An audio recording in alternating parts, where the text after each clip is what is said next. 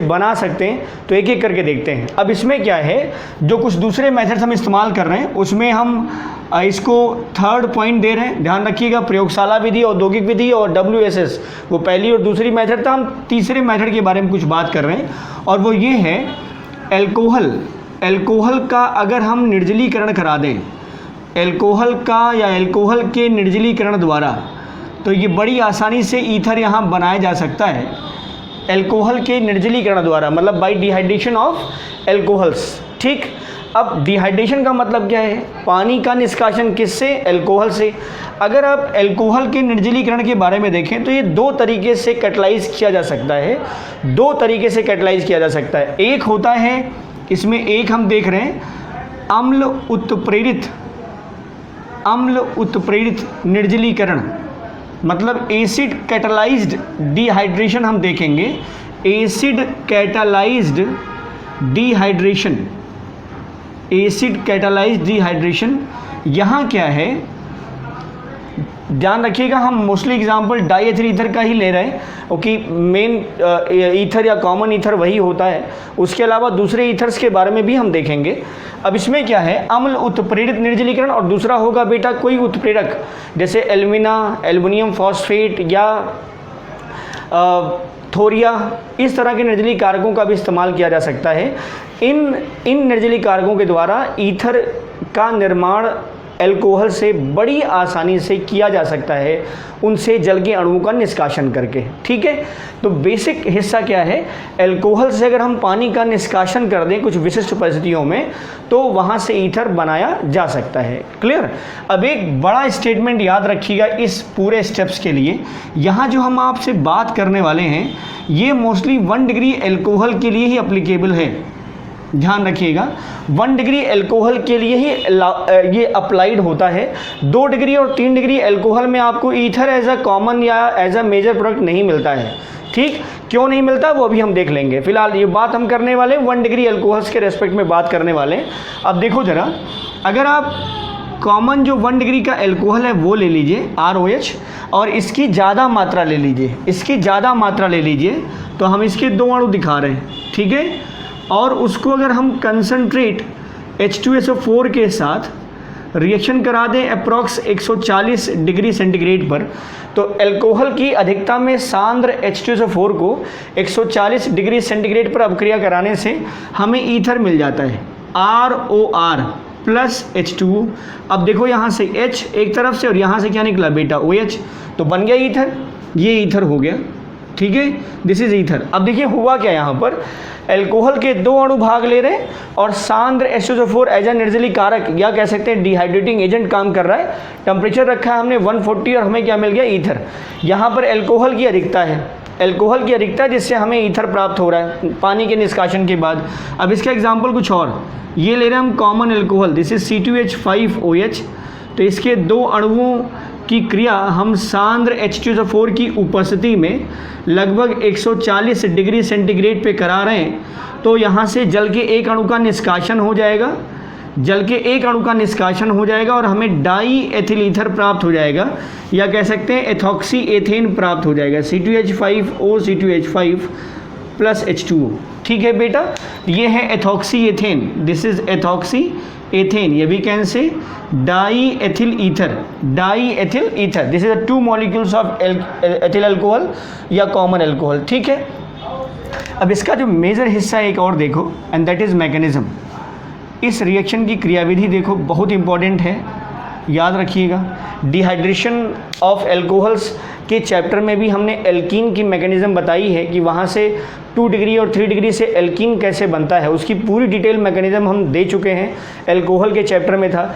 इस समय हम आपको बताने वाले हैं उत्प्रेरित या अम्ल उत्प्रेरित निर्जलीकरण से, जिससे हम 140 डिग्री सेल्सियस पे ईथर प्राप्त कर रहे हैं, उसकी मैकेनिज्म क्या है, उसकी स्टेप्स मैकेनिज्म क्या है। तो इसकी क्रियाविधि अगर आप देखेंगे तो ये 1 डिग्री एल्कोहल है, ये 1 डिग्री एल्कोहल, 1 डिग्री एल्कोहल, ठीक है, निर्जलीकरण के दौरान आप देखेंगे कि ये SN2 मैकेनिज्म फॉलो करता है, SN2 क्रियाविधि द्वारा ईथर देता है। ठीक है, SN2 मतलब nucleophilic substitution reaction order number 2, या बाईमोलिकुलर न्यूक्लियोफिलिक सब्स्टिट्यूशन रिएक्शन अर्थात द्विअणुक नाभिक स्नेही प्रतिस्थापन अपक्रिया। तो ये जो रिएक्शन आगे बढ़ने वाली है वो कैसे बढ़ेगी? नाभिक स्नेही प्रतिस्थापन अपक्रिया के द्वारा। मतलब नाभिक स्नेही कोई अटैक करेगा और नाभिक स्नेही वहाँ से एलिमिनेट करेगा। तो जो प्रतिस्थापन हो रहा है वो नाभिक स्नेही द्वारा होगा, जिससे हमें डाई एथिल ईथर प्राप्त होगा। तो इसकी क्रियाविधि में पहला स्टेप, जो पहला इंपॉर्टेंट लाइन है वही याद रखिए कि जो 1 डिग्री एल्कोहल का निर्जलीकरण होने वाला है वो SN2 के द्वारा ही रिएक्शन प्रोसीड करेगी। SN2 bimolecular nucleophilic substitution reaction, नाभिक स्नेही प्रतिस्थापन अपक्रिया द्वितीय कोटि की या द्विअणुक नाभिक स्नेही प्रतिस्थापन अपक्रिया, यही मैकेनिज्म फॉलो होगी। अब जरा देखो इसकी रिएक्शन की स्टेप्स क्या हैं। अगर इसका स्टेप फर्स्ट देखा जाए, स्टेप फर्स्ट, तो इसमें क्या होता है, जो अम्ल है ना, जो सांद्र H2SO4 है, ये सांद्र H2SO4, एक खास बात और है, सांद्र H2SO4 की जगह पर आप सांद्र ऑर्थोफॉस्फोरिक एसिड भी ले सकते हैं, H3PO4 का भी इस्तेमाल किया जा सकता है। और ख़ास बात, ये वैसे दुर्बल अम्ल होता है लेकिन इस रिएक्शंस में ये as a proton donor behave करता है, ऑर्थोफॉस्फोरिक एसिड। तो H2SO4 की जगह पर आप ऑर्थोफॉस्फोरिक अम्ल का भी इस्तेमाल कर सकते हैं, कंडीशन वही रहेगी। ठीक है, अब जरा स्टेप्स देखो इसका। एल्कोहल का प्रोटोनीकरण, ये पहला स्टेप है, एल्कोहल का प्रोटोनीकरण, this is protonation of alcohol.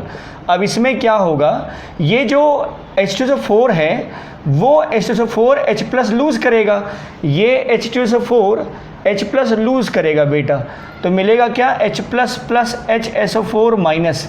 अब ये एज अ प्रोटॉन, ये प्रोटॉन एल्कोहल के 2 अणु हैं यहाँ पर, इसमें एक एल्कोहल के अणु पर अटैक करेगा। क्यों?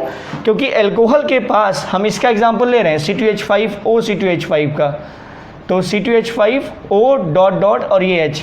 आप जानते हैं एल्कोहल के ऑक्सीजन परमाणु के पास 2 लोन पेयर है और ये जो H+ है ये बड़ी आसानी से इस पे अटैक कर सकता है, क्योंकि ये ऐसा साइट जो इलेक्ट्रॉन रिच साइट है, इस इलेक्ट्रॉन रिच साइट पर ये एसिड, जैसे लुईस एसिड, जिसको एक पेयर ऑफ इलेक्ट्रॉन चाहिए, वो अटैक करेगा। क्या मिल जाएगा?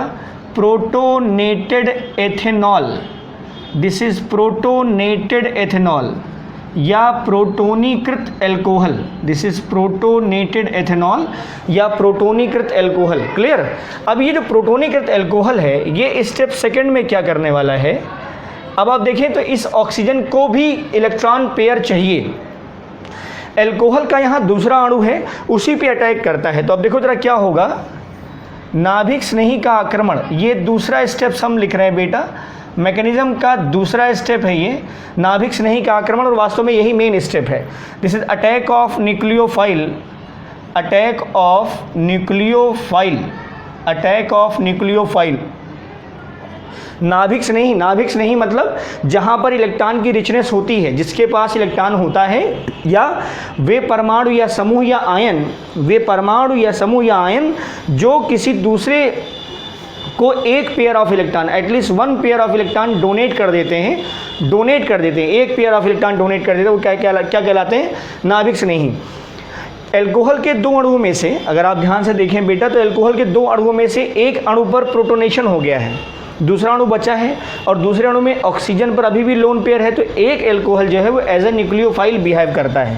अब जरा देखो यहाँ क्या होगा, हम इसी को दिखा रहे हैं, C2H5O H और ये हो गया प्लस।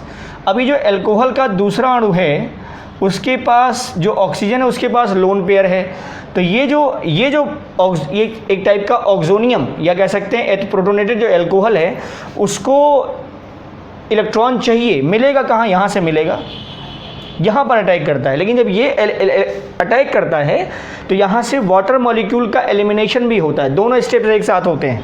तो यहाँ से वाटर मॉलिक्यूल का एलिमिनेशन भी होता है और मिल जाता है आपको, हम यहाँ दिखा दे रहे हैं, C2H5O C2H5H, ये प्लस और यहाँ से वाटर निकल गया। और ये स्टेप जो है बेटा वो स्लो स्टेप है। ये क्या है? This is protonated ethoxy ethane, मतलब ईथर बना है लेकिन वो प्रोटॉन युक्त है, तो प्रोटोनेटेड एथॉक्सी एथेन ये एज अ न्यूक्लियोफाइल बिहेव कर रहा है, ये एज अ न्यूक्लियोफाइल बिहेव कर रहा है, और ये है अटैकिंग एजेंट जो अटैक कर रहा है। कहाँ? न्यूक्लियोफिलिक सेंटर पर, न्यूक्लियोफिलिक सेंटर पर अटैक कर रहा है। ये अटैकिंग एजेंट है जो अटैक कर रहा है। अब ज़रा देखो ये अटैकिंग की कंडीशन क्या है, हम ऐसे दिखा देते हैं आपको। देखिए यहाँ से ये वाटर मॉलिक्यूल निकल जाता है, और ये जो कार्बन है ना, ये जो कार्बन है इसको ऐसे लिख दो CH2CH3। तो ये जो कार्बन है ये इस पे अटैक करता है। तो ये जो वाला जो पोर्शन है, ये वाला जो पोर्शन CH2 का, वो इस ऑक्सीजन से अटैच होता है। तो ये हो गया C2H5 OC2H5, और ये जो H है वो ये पड़ा हुआ है। तो यहाँ से एलिमिनेट क्या हुआ, यहाँ से एलिमिनेट करके ये निकल गया, क्या है ये? वाटर। ये वाटर निकल गया। क्लियर? अब इसके अगले स्टेप में देखो, स्टेप थर्ड में क्या हुआ है। स्टेप थर्ड में आप देखो, तो ये जो प्रोटोनेटेड एथॉक्सी एथेन था, यहाँ से क्या एलिमिनेट करेगा? ये प्रोटॉन किसको, किसके पास जाएगा? HSO4 के पास। अब देखो यहाँ हम कह सकते हैं प्रोटॉन का निष्कासन, प्रोटॉन का निष्कासन या elimination of proton, elimination of proton. ठीक बेटा, एलिमिनेशन ऑफ प्रोटॉन। अब यहाँ देखो जी अगर, तो ये हो जाएगा C2H5 OC2H5, this is protonated ether. यहाँ से ये वाला इलेक्ट्रॉन तो इस ऑक्सीजन के पास जाएगा, ये जो बॉन्ड है, ये बॉन्ड का इलेक्ट्रॉन ऑक्सीजन लेके जाएगा, लेकिन यहाँ से निकलेगा क्या? H+। तो ये हो गया C2H5 OC2H5, एक लोन पेयर इसके पास था, ये जब बॉन्ड इधर शिफ्ट हुआ तो यहाँ पर दूसरा लोन पेयर भी आ गया, और ये क्या हो गया बेटा? एथॉक्सी एथेन, या we can say di ethyl ether, di ethyl ether. तो this is the first reaction, this is acid catalysed dehydration of alcohol, and we can form di ethyl ether या ethoxy ethane by using concentrate H2SO4 as a dehydrating agent at 140 degree Celsius. Clear? अब इसका दूसरा हिस्सा देखो। एक बात हम बोल रहे थे आपसे कि एल्कोहल का निर्जलीकरण, केवल ये जो प्रोसेस थी अम्ल उत्प्रेरित निर्जलीकरण, उसमें 1 डिग्री एल्कोहल ही चाहिए, तभी आप ईथर प्राप्त कर पाएंगे एज अ मेन प्रोडक्ट।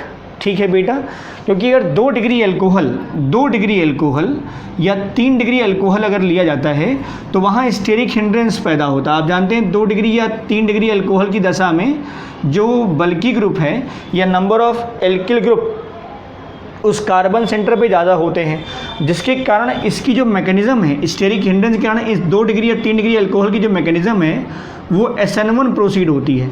और जब SN1 प्रोसीड होती है तो वहाँ पर main product as a alkene बनता है, ये मेजर प्रोडक्ट हो जाता है, ये मेजर प्रोडक्ट हो जाता है। और ख़ासकर अगर 2 डिग्री हो तो एल्कीन मेजर प्रोडक्ट होगा, और 3 डिग्री हो तो वास्तव में एल्कीन ही मेन प्रोडक्ट होता है। 2 डिग्री वाले केस में जो ईथर बनता है, ईथर वो एज अ माइनर प्रोडक्ट होता है, वो जो है एज अ माइनर प्रोडक्ट होता है, मतलब कम उत्पादित या उसकी प्रतिशत मात्रा कम होती है, एल्कीन की प्रतिशत मात्रा कुछ ज़्यादा होती है। ठीक है इतना। अब इसका जो दूसरा पार्ट था, हम आपसे कह रहे थे कि जो निर्जली कारक है वो सांद्र H2SO4 या आर्थोफॉस्फोरिक एसिड के अलावा कोई दूसरे निर्जली कारक, जैसे निर्जल एल्यूमिना ले लीजिए, एल्युमिनियम फॉस्फेट ले लीजिए, या थोरिया ले लीजिए THO2, अगर इसका इस्तेमाल कर लिया जाए तो भी रिएक्शन हो जाती है और हमें ईथर प्राप्त होता है। अब इसको हम लिख रहे हैं उत्प्रेरक निर्जलीकरण। ठीक है बेटा, निर्जलीकरण, उत्प्रेरक निर्जलीकरण, ये क्या है? दिस इज कैटालाइज्ड या कैटालिटिक डिहाइड्रेशन, इसका नाम दे रहे हैं हम कैटालिटिक डिहाइड्रेशन। क्लियर? अब इसमें क्या है, ये अल्कोहल की वाष्प 2 अणु ले रहे हैं, इस अल्कोहल की वाष्प को तप्त एल्यूमिना, मतलब जो हॉट एल्यूमिना है उस पर हम प्रोवाइड कर रहे हैं। तो ये एल्यूमिना टेम्परेचर हमने इसका रखा है approx 250 degree Celsius, 250 degree Celsius. तो इससे क्या मिलेगा हमें? Ether, ROR + H2O। क्लियर? ये ईथर मिल गया। अच्छा, रिएक्शन को देख के ऐसा लग रहा है कि इससे हम सिमेट्रिक ईथर और ख़ास बात एसिमेट्रिक ईथर भी बना सकते हैं, मतलब दोनों तरफ के R तो सेम हो तो बनेगा ही, दोनों तरफ के R अगर हम डिफरेंट करना चाहें तो भी बन जाएगा, लेकिन नहीं ऐसा है। इसका एक दूसरा एग्जाम्पल भी देख लो, जैसे मान लो ये C2H5OH है और यहाँ पर भी HOC2H5, निर्जल एल्यूमिना हमने इस्तेमाल किया है Al2O3, टेम्परेचर है 250 डिग्री सेल्सियस, तो ये हो गया H और ये OH, तो हो गया C2H5O C2H5। This is die ethyl ether plus water. ये निर्जल एल्यूमिना की उपस्थिति में होने वाली निर्जलीकरण की अपक्रिया है, जिससे हमें डाई एथिल ईथर प्राप्त हो रहा 250 डिग्री सेल्सियस टेम्परेचर पे। क्लियर। अब अगर हम यहाँ ये तो सिमेट्रिक ईथर है बेटा, ये कैसा है, सममित ईथर है। सममित ईथर का मतलब हो गया दोनों तरफ की R जो ग्रुप है वो क्या है, सेम। अब मान लीजिए अगर हम दोनों तरफ के R डिफरेंट करना चाहें तो क्या वो पॉसिबल है, क्या वो पॉसिबल है? अगर दोनों तरफ की R डिफरेंट करना चाहें तो एक जनरल रिएक्शन अगर देखी जाए तो उससे वो लग रहा है कि दो मॉलिक्यूल्स आपने एक अल्कोहल के लिए हैं, अगर हम दोनों डिफरेंट कर दें, दोनों अल्कोहल डिफरेंट कर दें तो जो हमें ईथर प्राप्त होगा वो असमित मिल जाएगा। लेकिन ऐसा है नहीं, ऐसा है नहीं। होता ये है, ये कंडीशन एक बहुत मेजर कंडीशन है कि अगर दो डिफरेंट टाइप के आप एल्कोहल्स अगर आप इस्तेमाल करते हैं तो आपको असमित ईथर नहीं मिलने वाला है, आपको mixtures of 3 different type of ethers मिलेंगे, मतलब 3 अलग अलग प्रकार के ईथर मिलेंगे। हम एग्जांपल दिखाते हैं आपको। जैसे मान लीजिए आपने ले लिया है R1OH और ये हो गया R2OH, तो 2 डिफरेंट टाइप के एल्कोहल्स हो गए। एक मोल हमने इसका ले लिया, एक मोल इसका ले लिया। ये निर्जल एल्यूमिना और ये टेम्परेचर हमने 250 का रख दिया। ठीक, रिएक्शन हम करा रहे हैं तो अब होगा क्या, यहाँ पर हमें 3 डिफरेंट टाइप ऑफ एल्कोहल्स मिलेंगे बेटा। हमें प्योर एसिमेट्रिक ईथर या असमित ईथर नहीं मिलता है, हमें इन 2 डिफरेंट टाइप ऑफ एल्कोहल से हमें 3 अलग अलग प्रकार के ईथर मिलेंगे। मतलब R1O R1 मिलेगा, हमें R2O R2 मिलेगा और एक केस मिक्स्ड। अब आप देख सकते हैं कि ये सम्मित है, ये भी सम्मित और ये क्या है, असम्मित। तो इस केस में हमें तीनों प्रकार के एल्कोहल का मिक्सचर मिलेगा। अगर हम 2 डिफरेंट टाइप ऑफ एल्कोहल्स का इस्तेमाल कर रहे हैं इस उत्प्रेरक निर्जलीकरण के दौरान, तो हमें 3 प्रकार के एल्कोहल मिल रहे हैं, R1O R1, R2O R2 and this is R1O R2। That means ये सम्मित और ये क्या है, असम्मित। इन तीनों का मिक्सचर मिलेगा जो कि बहुत फ्रूटफुल रिएक्शन नहीं मानी जाएगी। क्लियर। अब ये जो बात हम आपसे कर रहे थे ये सब किसके अंतर्गत था बेटा, एल्कोहल के निर्जलीकरण के द्वारा। तो एल्कोहल के निर्जलीकरण के द्वारा हम बड़ी आसानी से ईथर बना सकते हैं, जिसमें एक सबसे महत्वपूर्ण रिएक्शन के बारे में हमने बात की है, अम्ल उत्प्रेरित निर्जलीकरण, जिसमें सांद्र SO4 या सांद्र ऑर्थोफॉस्फोरिक एसिड का इस्तेमाल करके 140 डिग्री सेंटीग्रेड पर एथिल अल्कोहल या अल्कोहल के सिंपल 1 डिग्री, ध्यान रखेंगे, केस याद रखिएगा ये बात जो हम बता रहे थे आपको, वो जो रिएक्शन थी, ये जो रिएक्शन है वो 1 डिग्री अल्कोहल के लिए मोस्ट अप्लीकेबल है।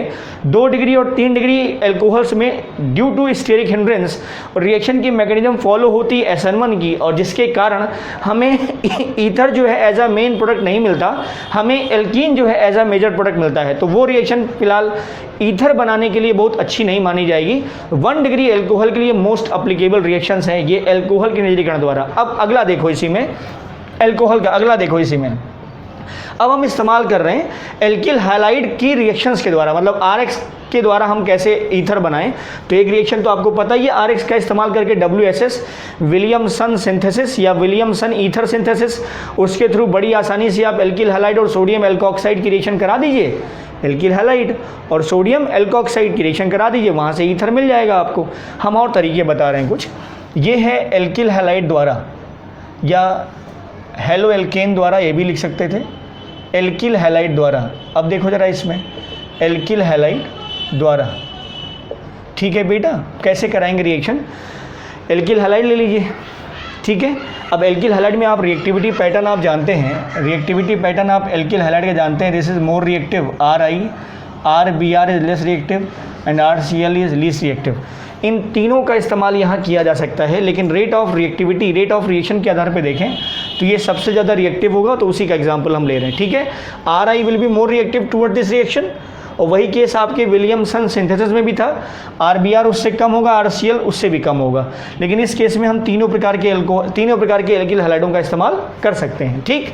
तो अब एल्किल हैलाइड हमने ले लिया और इसकी रिएक्शन करा दीजिए बेटा शुष्क सिल्वर ऑक्साइड से। किससे?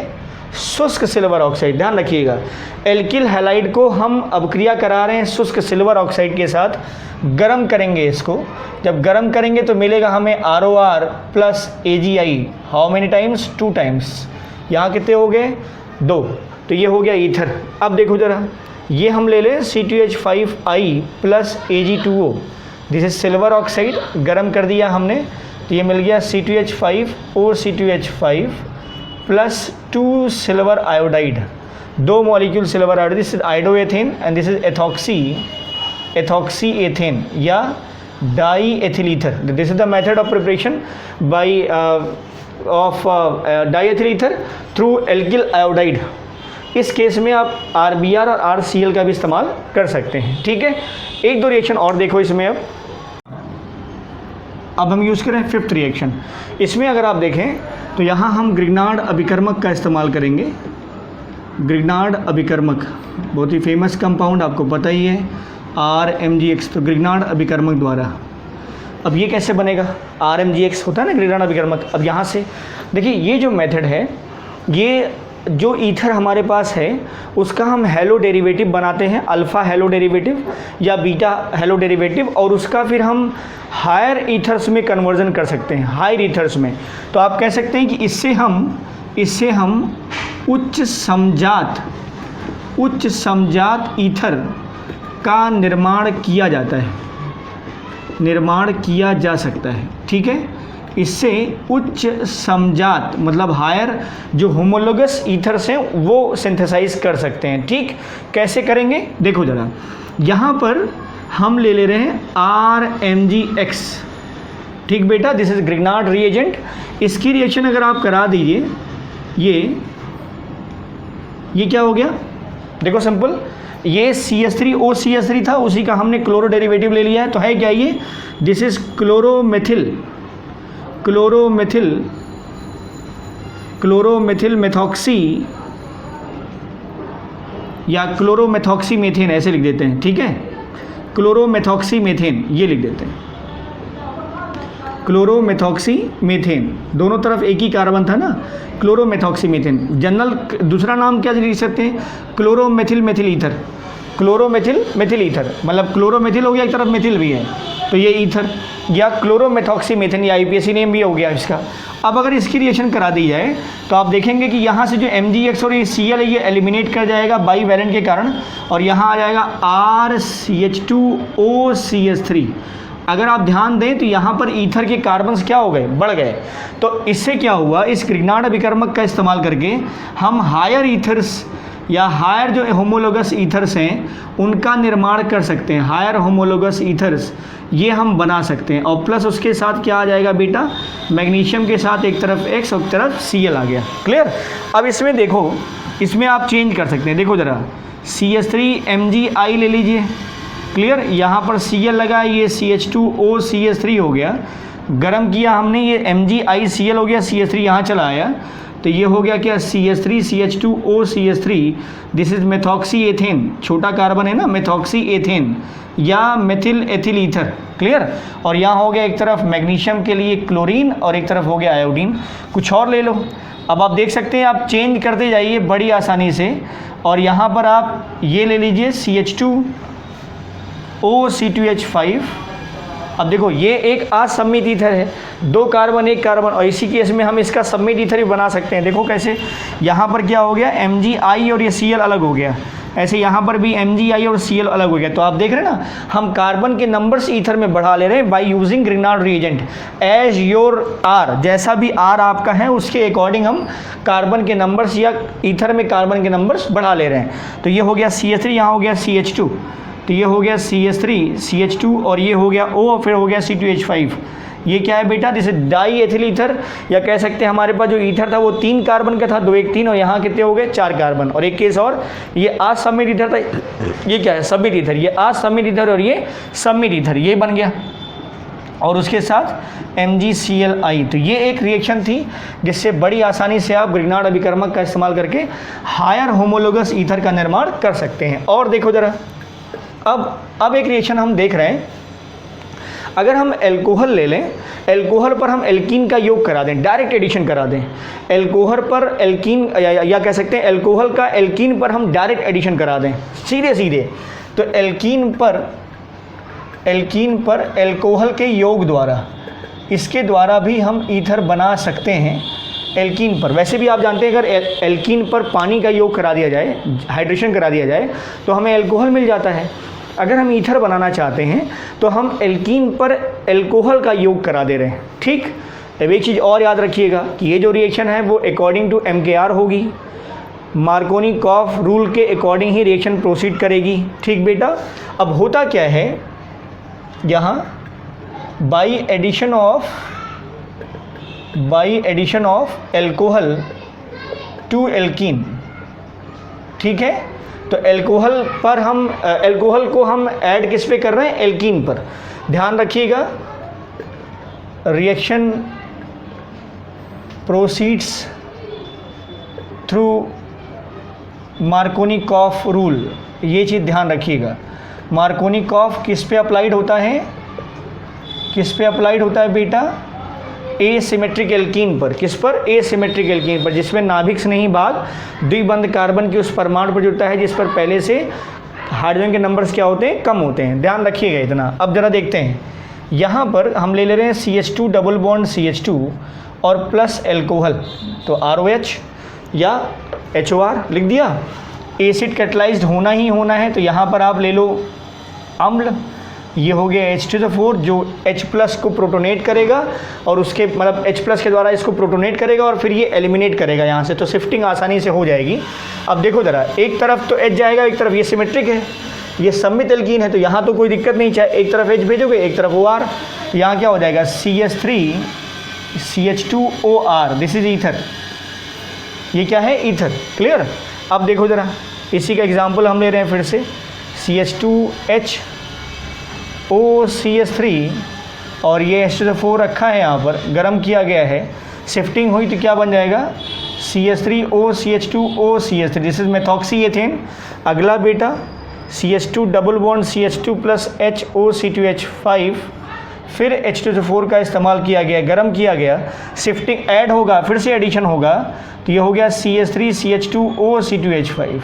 तो यहाँ आप देख सकते हैं ये असम्मित ईथर और ये क्या है, सम्मित ईथर। तो असम्मित और सम्मित दोनों प्रकार के ईथर यहाँ बन रहे हैं। अब हम ले रहे हैं एसिमेट्रिक एल्कीन टाइप का, CH3 double bond CH2 plus HOC2H5, ये हो गया और ये हो गया H2SO4, गर्म कर रहे हैं। यहाँ पर क्या होगा बेटा, दिस इज़ प्रोपीन, और ये आप जानते हैं ये एसिमेट्रिक एल्कीन है, मतलब डबल बॉन्ड के दोनों तरफ नंबर ऑफ कार्बन जो हैं डिफरेंट हैं, अलग अलग है ना, तो एसिमेट्रिक है। मार्कोनी-कॉफ का रूल अप्लाई होगा, यहाँ पर होगा प्लस, यहाँ होगा माइनस, हर बार यही हो रहा है बेटा, ये प्लस ये माइनस, ये प्लस ये माइनस। तो ये जो वाला पोर्शन है एल्कोक्साइड वाला, ये वहाँ भेजिएगा जहाँ पर हाइड्रोजन कम होंगे पहले से। यहाँ पर भी वही बात है, ये वाला पोर्शन इस कार्बन पे जाएगा और ये वाला H यहाँ जाएगा, तो यहाँ क्या हो जाएगा CH3CHO, हम नीचे दिखा देते हैं, ठीक है, CH3CH, ये हो गया सिंगल बॉन्ड, और ये जब H इधर जाएगा तो यहाँ हो जाएगा CH3, यहाँ हो जाएगा OC2H5। ठीक, ये क्या है, दिस इज एथॉक्सी, 3 कार्बन, तो ये हो गया 2 एथॉक्सी, दूसरे नंबर पे है ना, 1 2 3, तो ये हो गया 2 एथॉक्सी प्रोपेन। समझ गए। तो ये जो एडिशन है, addition of alcohol to alkenes, जिसके द्वारा हम बड़ी आसानी से सिमेट्रिक और एसिमेट्रिक एल्कीन्स ईथर बना सकते हैं। ठीक है बेटा, एक दो रिएक्शन और देखो। अब देखो बेटा, डायजोमेथेन से रिएक्शन करा रहे हैं, वेरी वेरी इंपॉर्टेंट, थोड़ा सा कम्पिटिटिव लेवल के ये टॉपिक है, थोड़ा सा बढ़ गया है। आप देखिए डायजोमेथेन की एल्कोहल से क्रिया द्वारा, ठीक है, कि एल्कोहल से क्रिया द्वारा यहाँ से भी हम ईथर बना सकते हैं। डायजोमेथेन का मतलब हो गया बेटा CH2N2, डाई एजो, डाई मतलब 2, एजो मतलब नाइट्रोजन, और मेथेन मतलब 1 कार्बन। तो जो फार्मूला है वो है CH2N2, this is the formula for diazomethane. ठीक है, अब एक चीज़ ध्यान रखिए, इस रिएक्शन का मेन हिस्सा क्या है, इस अभिक्रिया के द्वारा आप मेथिल ईथर, किसी भी टाइप का मेथिल ईथर बना सकते हैं। मतलब ऑक्सीजन के एक तरफ मेथिल लगा हुआ मिल जाएगा, CH2 है ना, तो एक तरफ आप मेथिल लगा सकते हैं। ये स्पेशल टाइप की रिएक्शन है जिसमें अगर हमें ईथर बनाना ही हो और वो मेथिल ईथर टाइप का हो, मतलब मेथॉक्सी टाइप का बनाना हो, अब वो सम्मित हो असम्मित हो क्या फ़र्क पड़ता है। ठीक है, तो अगर हम मेथिल या मेथॉक्सी टाइप का ईथर बनाना चाहते हैं, मतलब ऑक्सीजन की एक तरफ हम मेथिल लगाना चाहते हैं, तो हम डायजोमेथेन के साथ अपक्रिया द्वारा हम ईथर का निर्माण कर सकते हैं। तो डायजोमेथेन की रिएक्शन किससे कराएंगे हम, एल्कोहल से। बेसिक रिएक्शन देखो क्या है, ये हम ले रहे हैं एल्कोहल ROH और इसकी रिएक्शन करा रहे हैं CH2N2 से, CH2N2 से। तो अब डायरेक्ट रिएक्शन तो नहीं होगी यहाँ पर, क्लियर। होगा क्या, इसके लिए हम यहाँ एक लुईस एसिड इस्तेमाल कर रहे हैं, दिस इज़ BF3, या इसकी जगह पर BF3 का इस्तेमाल करिए या आप HBF4 का इस्तेमाल करिए। HBF4 का मतलब हो गया टेट्राफ्लोरोबोरिक एसिड, टेट्राफ्लोरोबोरिक एसिड HBF4 या BF3 as a acid, Lewis acid की तरह बिहेव करता है, उसका हम इस्तेमाल करेंगे।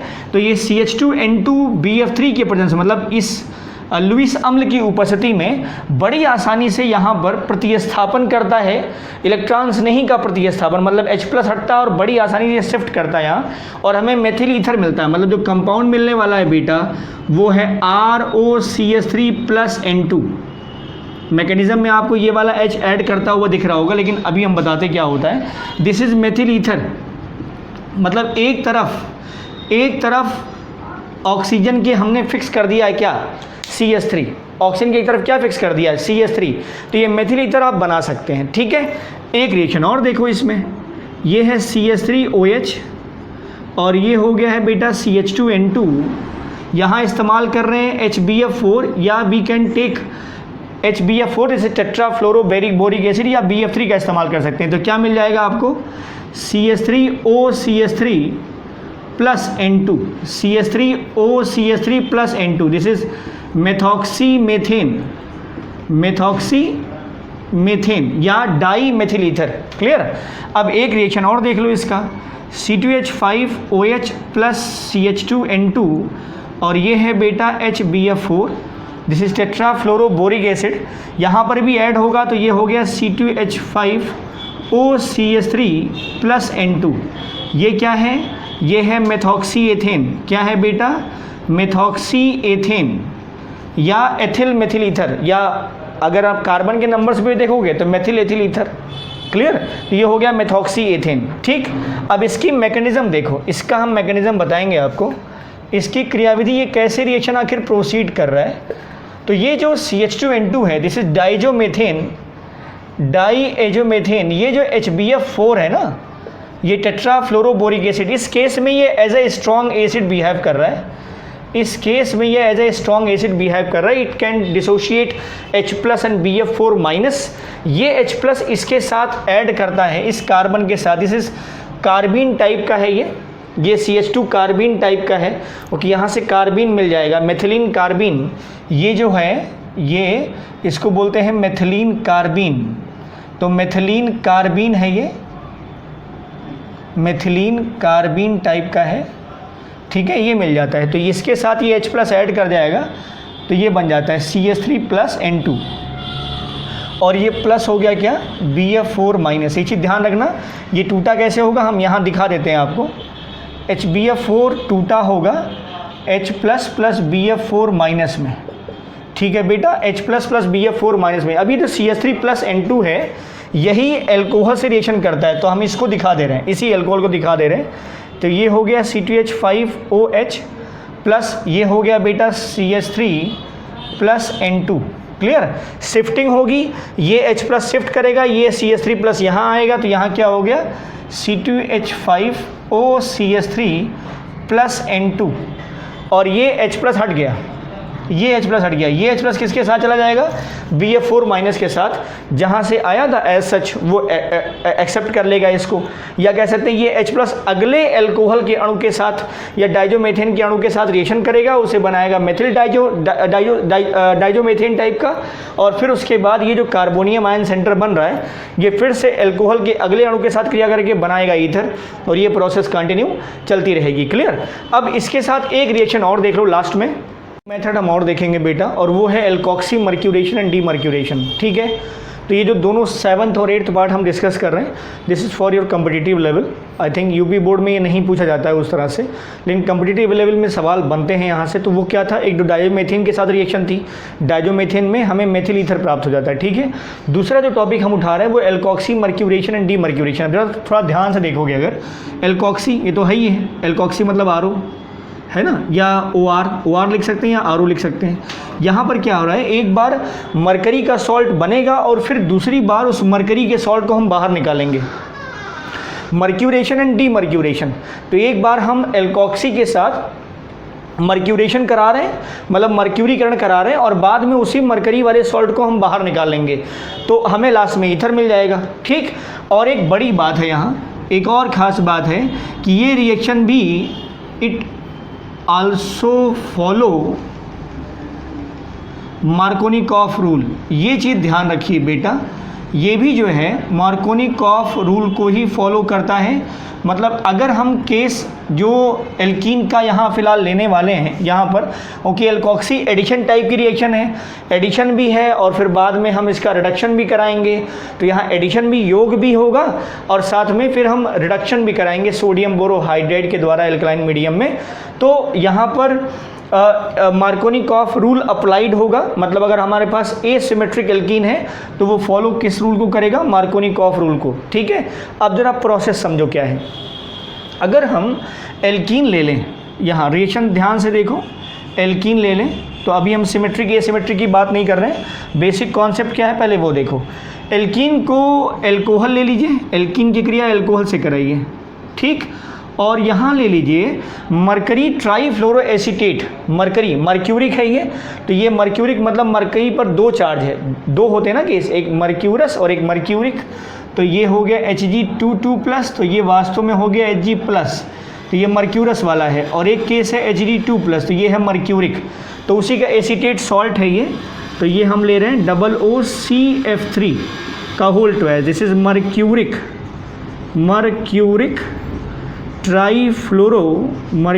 Trifluoro acetate.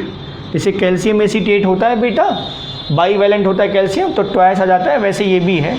तो अगर एसीटेट होता तो CH3COOH, CH3COOH यही लिखते ना आप, CH3COOH जैसे एसिटिक एसिड, और ये होता है एसीटेट CH3COOH। अब हमने इसी हाइड्रोजन को हटाकर क्या लगा दिया, फ्लोरीन, कितनी बार, 3 बार, तो ट्राईफ्लोरो एसीटेट किसका सॉल्ट, मरकरी का। क्लियर।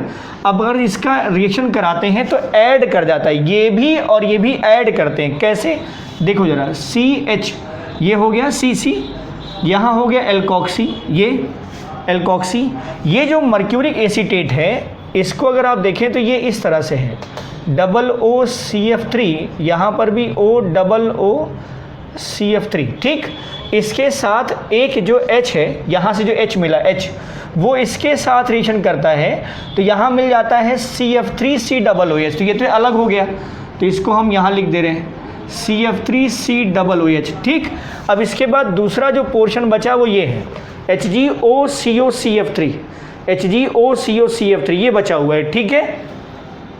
तो ये कैसे बचेगा, ये प्लस बचेगा, ये प्लस बचेगा, ये तो माइनस था, एल्कोक्साइड एल्कोहल वाला जो H+ था ये माइनस। अब आप देखो जरा H+ वाला पोर्शन इस CF3COOH से मिलकर के बना दिया ट्राईफ्लोरोएसिटिक एसिड से CF3COOH, अलग हो गया। ये वाला पोर्शन क्या है, प्लस में, और ये वाला पोर्शन क्या है, माइनस में। ये माइनस और ये वाला प्लस यही ऐड करेगा, ये माइनस और ये प्लस वाला पोर्शन ही बेटा इस पर ऐड करेगा। तो हमने OR यहाँ ऐड कर दिया और Hg वाला पोर्शन यहाँ ऐड करा दे रहे हैं, ये हो गया है, ये हो गया HgOCOCF3, ठीक, ये ऐड कर गया, ठीक है। तो ये एक एडिशन प्रोडक्ट है एल्कोक्सी का, एडिशन प्रोडक्ट, ठीक बेटा। इसी का हम अपचयन करा रहे हैं सोडियम बोरोहाइड्रेट के द्वारा, NaBH4 के द्वारा एल्कलाइन मीडियम में, मतलब क्षारीय माध्यम में, एल्कलाइन मीडियम में हम इसका अपचयन करा रहे हैं। तो यहाँ पर ये हट जाएगा इतना पोर्शन, मरकरी अलग हो जाएगा, यहाँ पर लग जाएगा H, तो ये हो गया ये बॉन्ड, ये हो गया H और ये हो गया OR। तो ये क्या हो गया, ये हो गया एल्कोक्सी ईथर, या ईथर सीधे सीधे कह सकते हैं, ईथर ही है। अब ये बड़ा हो जाएगा तो जुड़ जाएगा, कुछ अलग टाइप की कंपाउंड बन सकते हैं। मतलब आप इसका इस्तेमाल करके डिफरेंट टाइप ऑफ थोड़ा बल्कियर जो ईथर होते हैं वो उसका निर्माण कर सकते हैं। देखो ज़रा, हम एग्जांपल में ये ले रहे हैं CH3CH double bond CH2 plus C2H5OH plus वही मर्क्यूरिक ट्राईफ्लोरोएसीटेट, इसका एडिशन करा दो। तो यहाँ अब देखो ज़रा, ये है मार्कोनिकॉफ का रूल, ये वाला पोर्शन माइनस में था तो नाभिक से नहीं भाग वहाँ जाएगा जहाँ हाइड्रोजन कम होता, मतलब यहाँ जाएगा। तो केस क्या हो गया, CH3CH, ये हो गया बेटा OC2H5, यहाँ हो गया CH2, और ये जो केस बन रहा है ये हो गया HgOOCCF3। इसी का हम करा देंगे अपचयन सोडियम बोरोहाइड्राइड के द्वारा in the presence of alkaline medium में या बेस के मीडियम में रिएक्शन करा देंगे तो यहाँ पर आ जाएगा H। तो अब क्या हो गया, ये CH3CH, ये हो गया CH3, ये भी हो गया CH3, ठीक है, H आएगा ना, तो ये हो गया CH3, और यहाँ पर OC2H5, दिस इज़ 2-एथॉक्सी प्रोपेन। तो ये इस तरह से आप थोड़े बल्कियर या बल्कि बड़े ईथर बना सकते हैं एल्कोक्सी मर्क्यूरेशन एंड डीमर्क्यूरेशन के थ्रू, ठीक है। तो these are the method of preparations, different methods of preparations of ether, जिसके द्वारा आप कई प्रकार के ईथर बना सकते हैं, चाहे वो मेथिल ईथर हो, सिमेट्रिक ईथर हो, या थोड़े बल्कियर ईथर हो, इन सब का निर्माण कर सकते हैं, ठीक है बेटा। तो आई होप कि मेथड ऑफ प्रिपरेशंस आपको समझ में आई होंगी। फिलहाल कोई डाउट हो तो आप कमेंट कर सकते हैं। Okay, thank you for watching.